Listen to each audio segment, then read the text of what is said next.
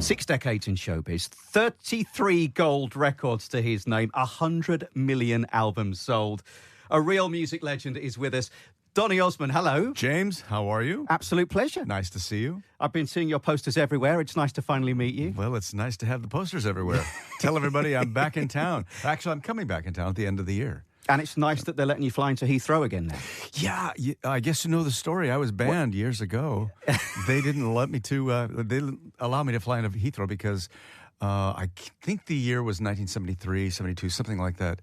There were so many fans at the airport that the balcony collapsed. And they wouldn't allow us to fly in there. And so we had to fly into Scotland, take a secret train into the city, into London, in order to get here. So everything had to be in a clandestine way. And you were how old at the time? 13, something like that. And the way you tell that story, you make it sound so normal. And yet, I could just imagine. Do you know what's weird, James? Do you know what's really weird to me? To me, it's another person. Really? I mean, I look at the posters and I look at all that stuff that we did back then. I look at some of the videos, the hysteria that went on. And yes, I remember it because it was me, but it's almost like a different person, a different persona. I can only imagine, like, being a 13-year-old. And being 13 and just going to a country that you've never been to before would be exciting. Well, here's a story for you. I remember sitting in the Churchill Hotel, which we were banned from again. And I think I have to try this. Yeah. Apparently, in the elevators, you can still see my name scratched into the wood from the fans. But I was sitting in the room, and we were watching a program. My brother Alan and I were watching this. 3 people were on. It was the presenter. It was a child psychiatrist and a member of Scotland Yard. And they were debating or talking about whether Donny Osmond should be deported from the country because of what he's doing to our children. And I thought, well, I'm just singing my songs, and they want to deport me? It was an amazing moment. And Alan turned to me, he said, don't ever forget this. This is going to be a great memory for you. 13 years old. Yeah. Total hysteria. Yeah. And the great thing is, all right, the fans have changed. The fans have gotten, they've gotten older, but even this time, I noticed they were tweeting pictures of you at Heathrow Airport arriving. I know. And there's constant updates as to where you are and what you're doing. Well, social media has changed. Absolutely. Can you imagine what I could have Yeah. done with social media back in the puppy love days? Hello. Oh, I just have to... Hang on a minute. What? I've got something to share with you here. Okay. I have to show you these from the height of Osmond Mania. There we go.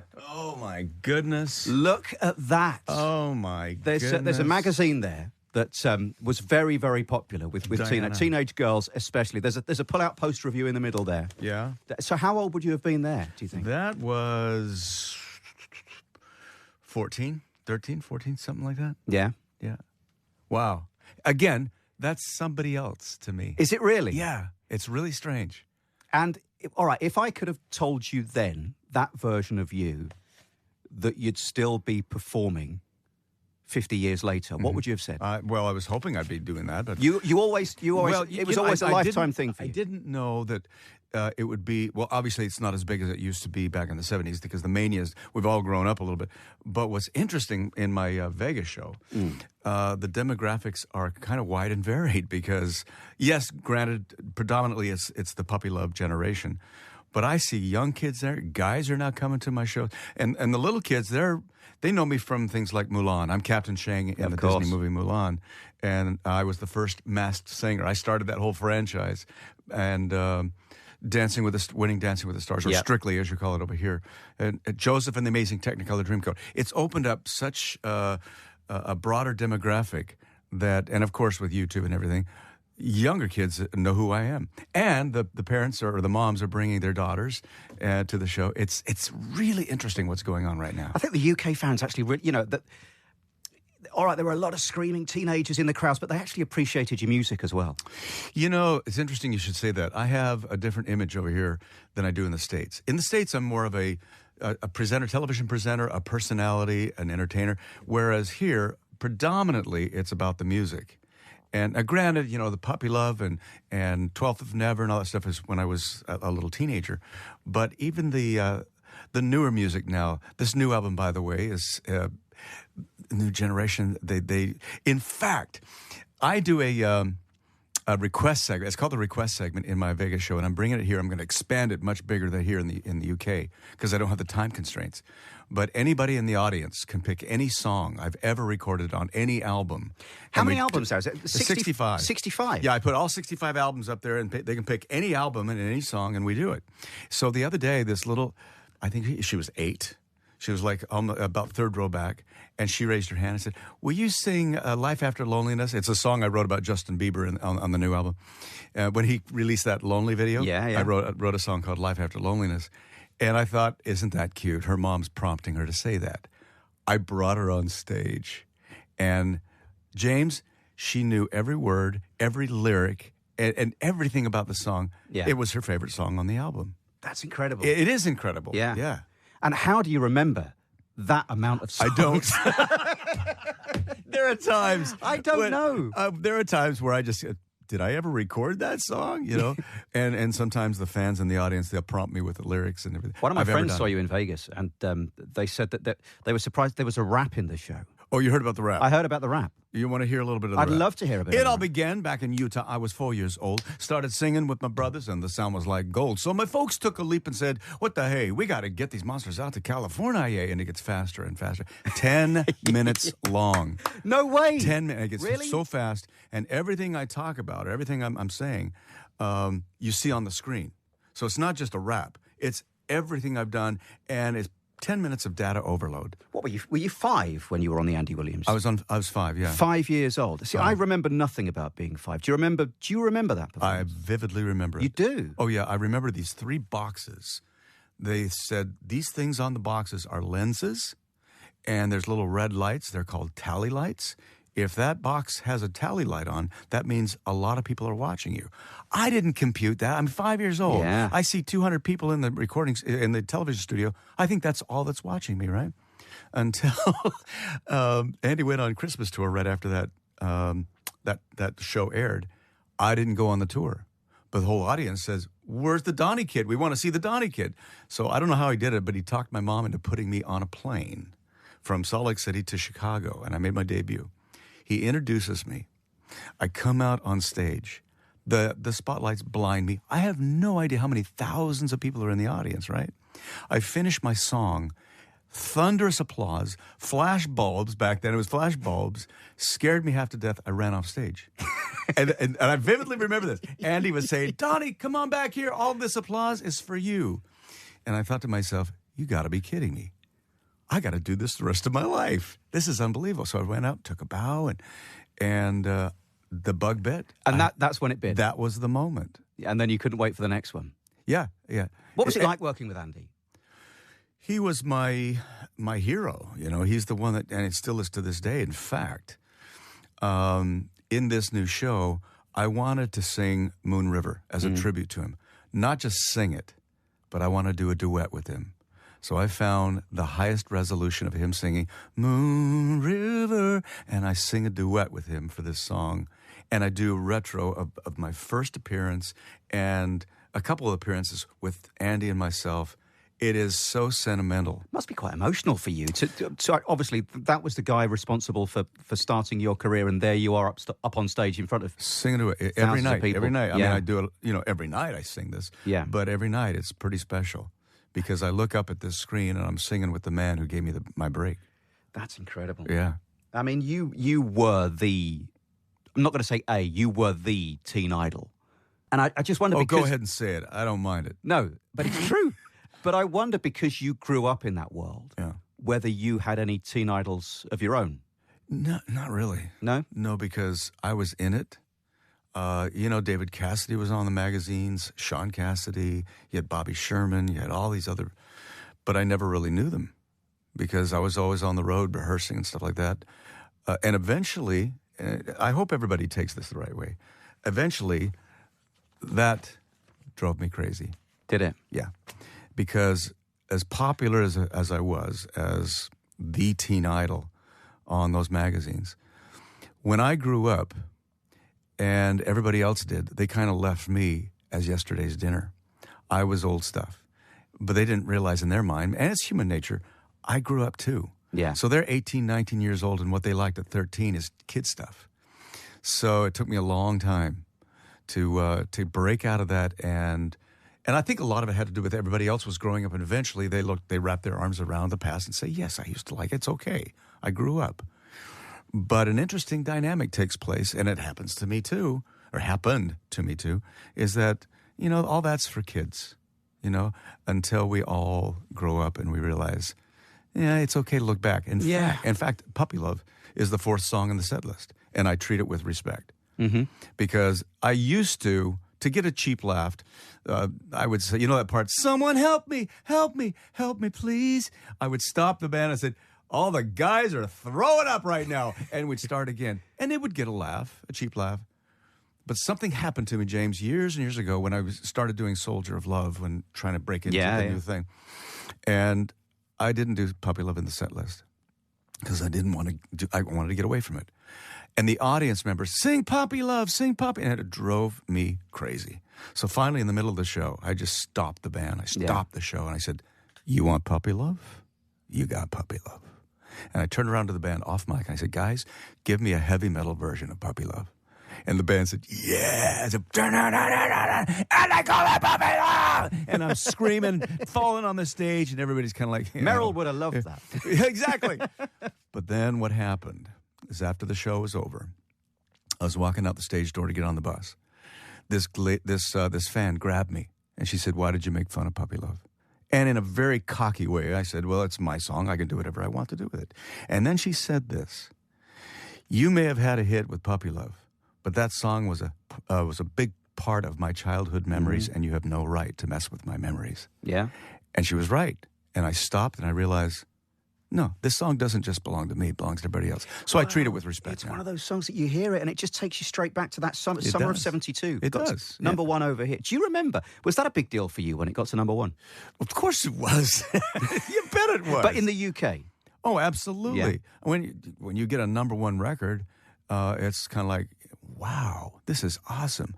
And then later on in my life, I realized, well, it's a little bit harder to get a number one now, it was a little bit easier back then. I kind of took it for granted. Yeah. But we were having number ones right and left. And but then everything dried up. And I realized, okay, I got to restart. I got to reinvent. And that's when I got into Soldier. Peter Gabriel was a very big part of that whole thing. I heard about that. So this was in the 80s. End of the 80s. I tried.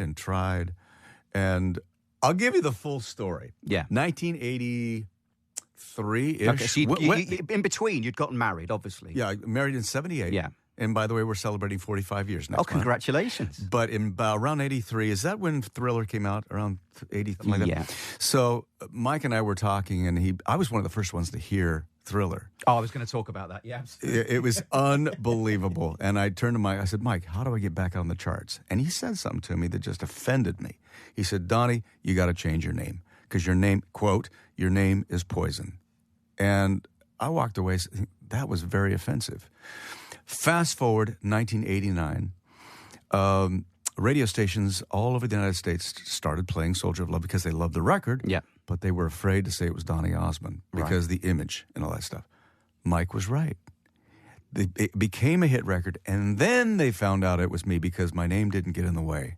So the music spoke for itself. Michael was absolutely right. I remember, the guys over at PLJ just played that PLJ, song. Scott Shannon. Yeah, all those guys. It was actually Lou Simon in Salt Lake City. He was the one that actually played it first, and then PLJ in New York. It was my manager called me because I was ready to quit the business. I was over here. I think it got 31 or something and fell off the charts. Virgin Records, it was on Virgin at the time. They worked really hard, and nothing really took off because my name got in the way. But when Scott Shannon played, it was this is a mystery artist.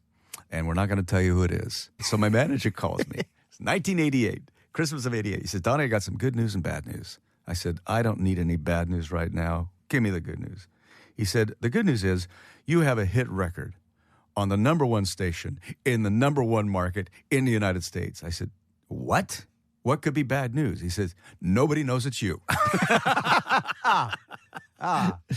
And then they had me fly in a very clandestine way. They snuck me into the building. And for 2 weeks, they said, the mystery artist is going to come and reveal who he is. Big drum roll, drive time, okay? In New York City. mystery artist, who are you? James, I was really hesitant to say my name because I didn't want to kill the request. It was the number one requested record. I said, I'm Donny Osmond. Do you remember the phones that we used to have where the lights would blink and you hit the button? Yeah. Okay, they had a bank of phones with that.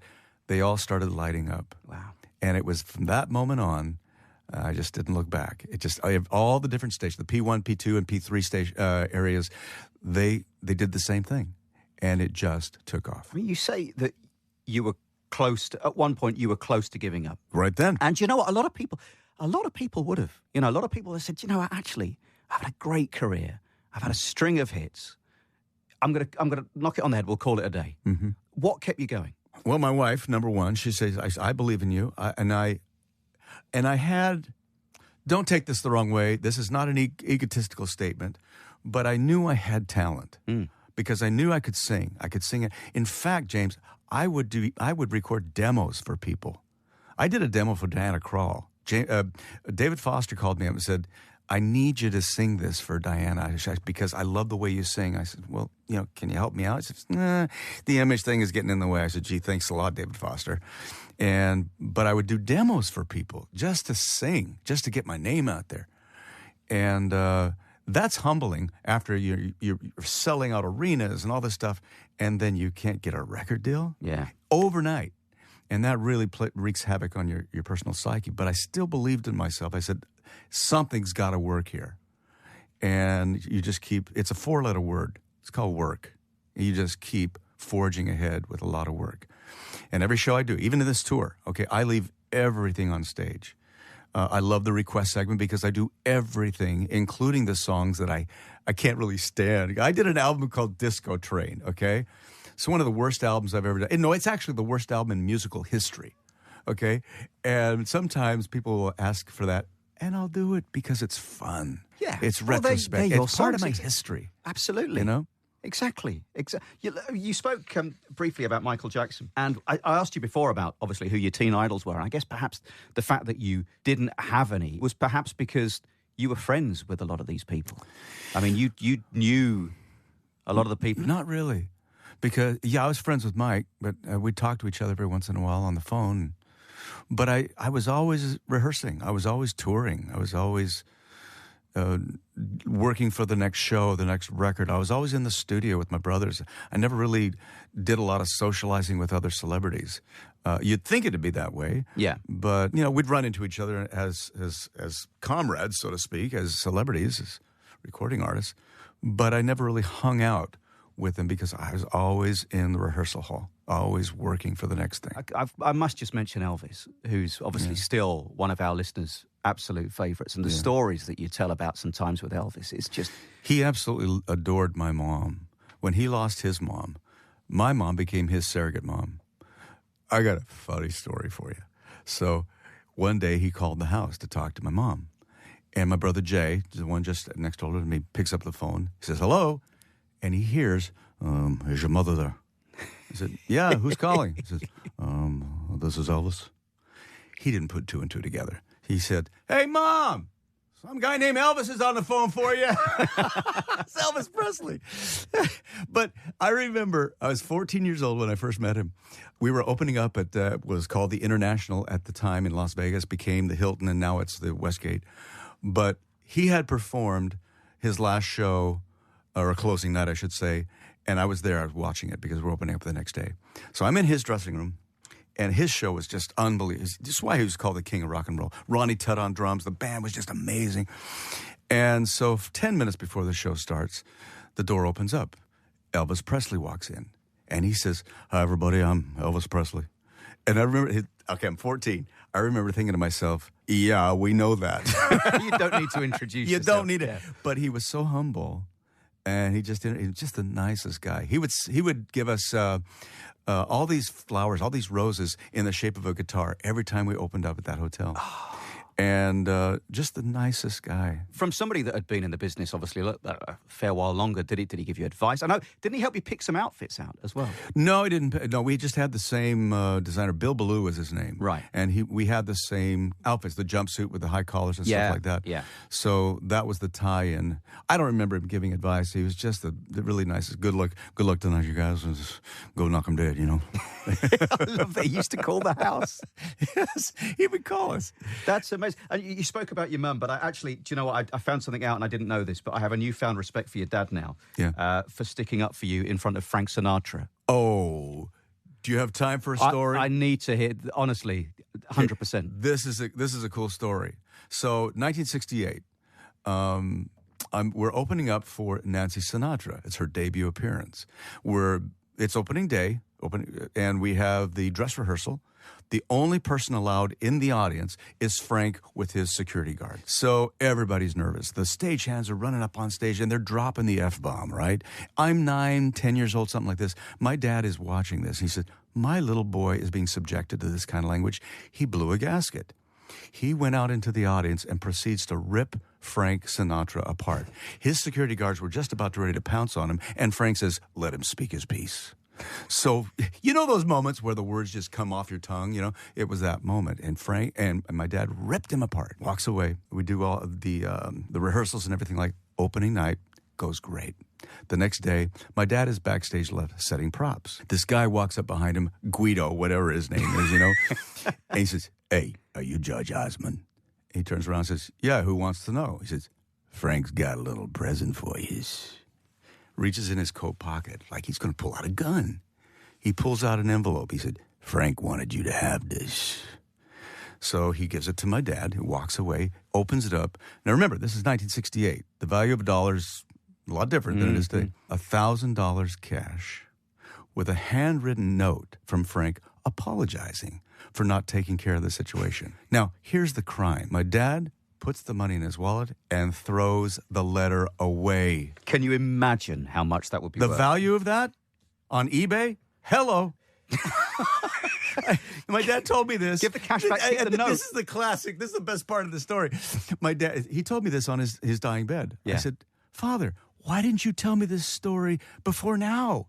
And my dad says, it was just Frank. It was just Frank Sinatra. Frank Sinatra. Yeah. Oh, that's incredible. Isn't that an amazing story? And you know, another thing that's impressive is to this day, you remain still one of the only people that Paul McCartney has ever asked for an autograph from. That's a cool story. That's a great story. In Paris. I mean, he's a Beatle. George Sank Hotel. There's a knock. The door opens up. It's Paul. And I don't do a very good Liverpudlian accent, so forgive me. Well, you can give it a go. And he says, can I get your autograph, please, for my daughter? It's good. And because Mary was standing right next to him. And I said, sure. And he hands me a picture of me. And I said, put it to Mary, please. To Mary, love Donny. I give it to Paul. He says, there you go. And she squeals. And she was a big fan, apparently, at the time. She says, thank you very much. And the door closes. I'm thinking, that was friggin' Paul McCartney that just asked me for my autograph. Fast forward a few years. I'm here in London, editing a music video, and Paul happens to be in the Jason studio, editing one of his videos. And I think, I got to go verify this story. Maybe I dreamt it. Maybe I made it up. So I walk in, I say, hey, Paul, hey, Donny, how are we? We're talking. I said, Paul, I got to verify something. And I told him the story just like I told you. And I said, did it happen? And he said, Donny, not only did it happen, but your autograph is one of the very few autographs I've ever asked for in my life. It's true. It's kind of cool. It's so cool. So cool. It's so, and actually, I remember, I don't know whether you probably do, you've got a better memory than me, that you and Marie sang a Beatles medley on stage once as part of your show. We did? Yeah, you did. We probably did. I remember doing it with my brothers. Yeah. On the Andy Williams show. How are the family, by the way? I meant to ask, how are the family? We caught up with Merrill last year, because Merrill's kind of retired from Yeah, they've all retired. Yeah. The other brothers, Tito, Jermaine, Marlon, they're doing great. No, everybody's doing great. Everyone's good. We just had because you had a little get-together. I saw a picture. Yeah, a few weeks ago. Yeah. We get together. We're all getting a little bit older, but it's fun. I do, like I said, I do a tribute to the brothers with One Bad Apple with That's my dancers. nice. And good old days. Great memories. Great memories of working with my brothers. Marie's still busy, obviously. Yeah, Marie's touring. Absolutely. We can't wait to see you back in the UK. Like I said, I'm seeing the posters everywhere. Well, just log on to Donny.com. Yeah. That's where all the dates are, and that's Donny Central. Donny. That's back when I invented the internet. I came up with Donny.com. Fantastic. You are the guy. Oh, thank you, man. I can hardly wait to start this tour. It all kicks off in November. Yeah. Dates all over: Glasgow, London, Birmingham, Liverpool. Go grab your tickets. And before you go, just one thing. Yes. I must introduce you to somebody who probably is your biggest fan. A lady called Amanda, and here she is. I'm just going to bring her into the studio. This is Amanda Parry, Donny. Hello, Amanda Parry. We've met before. Yeah. Lovely to see you again. And it's puppy love. This is Puppy Diva. You able to hold her? Absolutely. Oh, now Hello. look at this. Oh, And my goodness. Do you know what? Purple bow on. With the purple. Oh, that's nice. And we were thinking, wouldn't it be wouldn't it be special hello. if you could sing a little Puppy Love to Diva? And they called it puppy love. More? Oh, like, why not? Oh, I guess they'll never know she's looking. Oh, Is she's it getting- boy or girl? Girl. A girl? Diva. He's getting A kisses. diva. He's getting She's kisses. licking me. Is that? Yeah, she's kissing me. How a young heart really feels. I can't believe I'm doing this. And why I love you so. There you Oh, go. Donny Osmond, everybody. It's been an absolute pleasure. Thank you so much for your time. James, good to see you, buddy. Cannot wait to see you live. And Diva, it's nice singing to you. Hope you enjoyed it. That'll be $5.